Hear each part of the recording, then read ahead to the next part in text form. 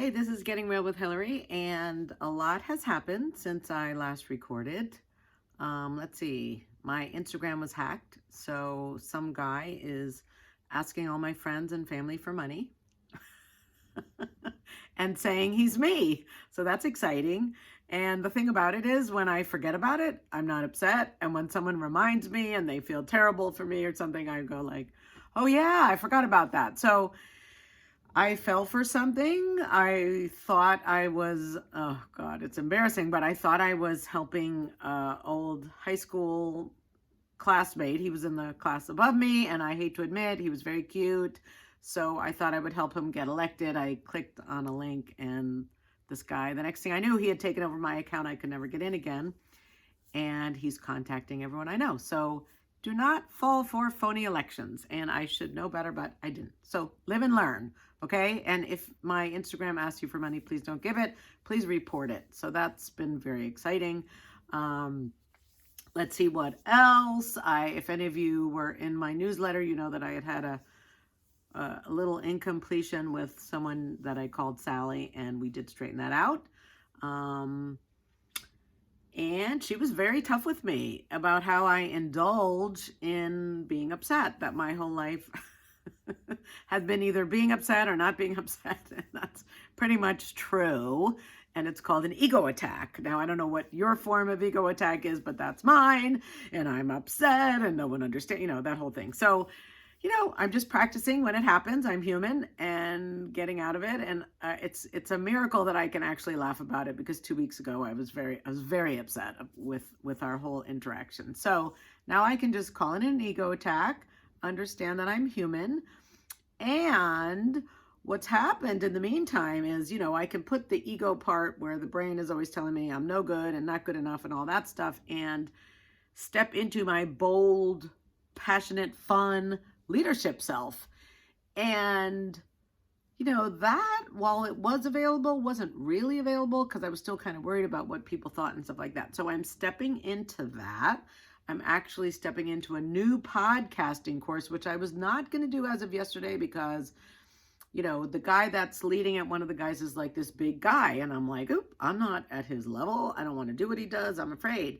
But by getting into communication about it, I was like, I got to say it, be able to breathe a little more, say it, breathe a little more, say it, breathe a little more. And yesterday I recorded a new podcast episode, and I was interviewed on one, which was really fun. It was called Cold Turkey with this guy, Alex.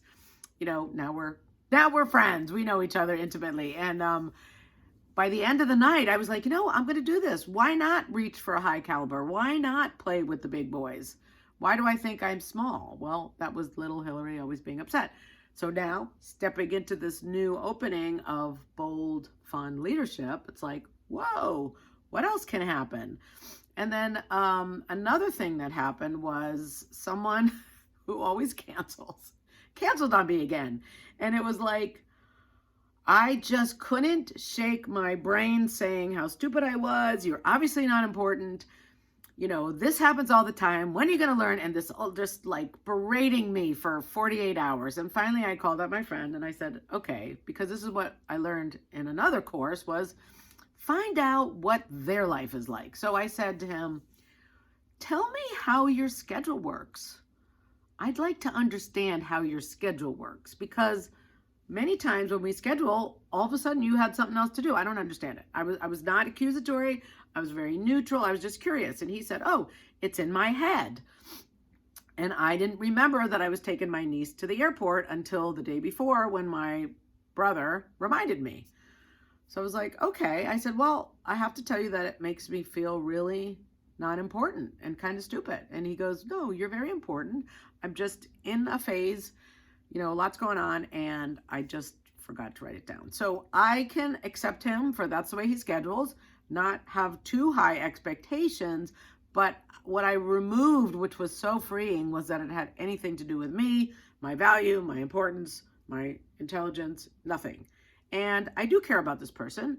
And it was kind of, when I was in my torture mode, it was like, well, do I get rid of him? And it was just like this whole torture of what to do. And it's like, no, I just checked out over there, checked out what's going on in his life. And then it made my life much easier. So anyway, Thank you for listening. I thought this was going to be short. It's 5 minutes. Getting Real with Hillary. My podcast is Get Real and Get Free. You could check it out on Spotify. My book, as always, Second Piece of French Toast, is available on Amazon if you haven't read it. It's a really quick and entertaining read if you want to see all my dirty laundry. And what's the other stuff? My course, GettingUnstuckWithHillary.com. We're going to start that again in March. So a lot going on. Very exciting. Very, very, very exciting time. So thanks again for listening, and we'll see you soon. Bye.